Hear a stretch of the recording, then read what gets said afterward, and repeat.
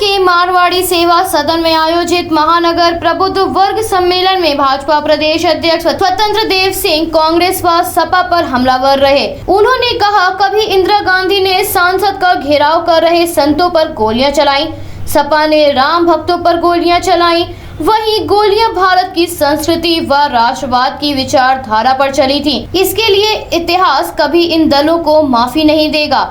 भाजपा के प्रदेश अध्यक्ष ने कहा, पूरे भारत की राम में आस्था है, यहाँ कर्ण कर्ण में राम है। आजादी के बाद बनी कांग्रेस सरकार ने राम के अस्तित्व को नकार दिया। कांग्रेस सरकार के दौरान सोनिया गांधी ने राम सेतु को नहीं माना। आजादी के बाद शंकराचार्य की गिरफ्तारी हुई, हिंदू आतंकवाद जैसा शब्द गढ़ा गया। खुद को हिंदू कहने व मंदिर जाने में ये शर्म महसूस करते थे। ये सब वोट बैंक के कारण होता है। इसी कारण से अभी कल्याण सिंह को श्रद्धांजलि देने के लिए व 13वीं संस्कार से भी सपा का कोई नाता नहीं रह गया। उन्होंने कहा, डॉक्टर श्यामा प्रसाद मुखर्जी जब कश्मीर जा रहे थे तो लोगों ने उन्हें रोका था। कश्मीर पहुंचने पर उनकी गिरफ्तारी हुई और शहादत भी हुई।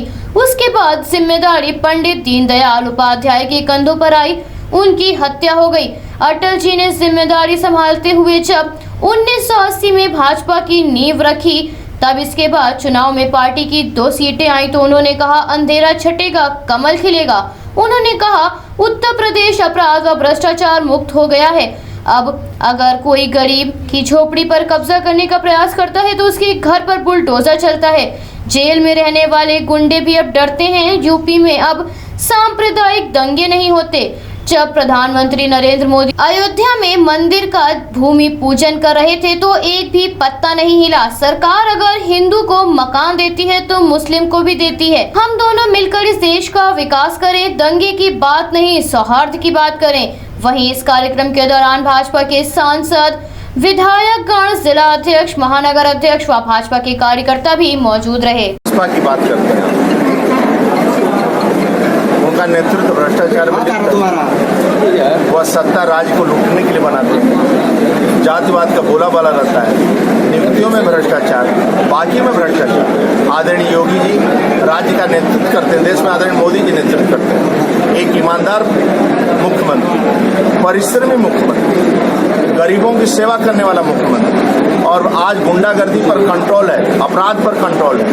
आज कानून का राज दिख रहा है। आपने सपा बसपा में देखा है केवल भ्रष्टाचार और लूटना, तो उनकी बात करने की कोई आवश्यकता नहीं।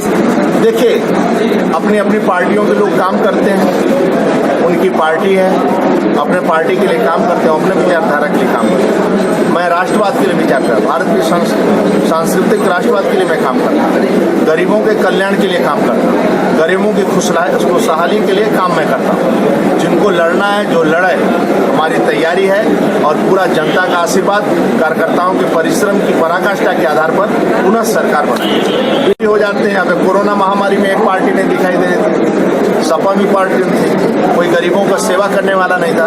राज्य के कार्यकर्ता सभी सेवा ये संगठन आदरणीय राष्ट्रीय अध्यक्ष के नेतृत्व में रात दिन परिश्रम की पराकाष्ठा कर रहा था। गरीबों को पैकेट हो, भोजन का पैकेट हो, किट हो, छोटे लैया चना हो, प्रवासी मजदूरों के लिए भी हर लोगों की सेवा। आपने स्वयं देखा है कि कार्यकर्ता सड़कों पर उतर कर जूते, चप्पल, जो भी आवश्यकता था गरीब कार्यकर्ता के पास, वह प्रवासियों के लिए, मजदूरों के लिए सेवा किया।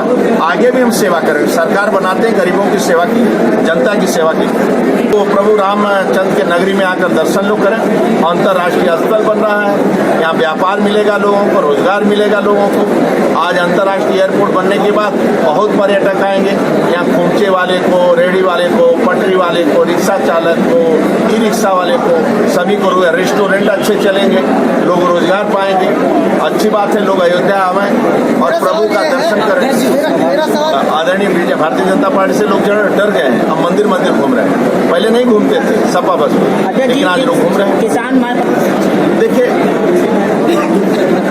पश्चिमी उत्तर प्रदेश है, थोड़ा बहुत इसमें कोई दो नहीं। और जो बिल पास हुआ है उसमें कोई कमी नहीं है। अब ये लोग जबरदस्ती अपने नाक का बाल बना लिए हैं, पता नहीं नाक का क्या बोलते हैं, मेरी नाक का सवाल है। बिना मतलब का संघर्ष कर रहे हैं, जनता को गुमराह कर रहे हैं, किसानों को गुमराह कर रहे हैं। आदरणीय मोदी जी के आने के बाद जैसे व्यक्ति का टेस्ट होता है उसी तरह खेत का टेस्ट होता है, सॉइल हेल्थ कार्ड, यानी खेत में क्या उपज हो सकता है। नीम कोटेड यूरिया, कितना यूरिया नुकसान खेत को करता था, आज नीम कोटेड यूरिया दिया जा रहा है। यानी किसान ऑर्गेनिक खेती कर रहा है, हर प्रकार का किसान खुशहाल है, सभी MSP समय से मिल रहा है सभी को। इसलिए क्यों किसान भारतीय जनता पार्टी के साथ। आप सबका बहुत बहुत सब्सक्राइब कीजिए हमारे न्यूज चैनल को और बेल आइकन को प्रेस करना ना भूलें ताकि हमारे नए वीडियोस का नोटिफिकेशन आपको मिलता रहे।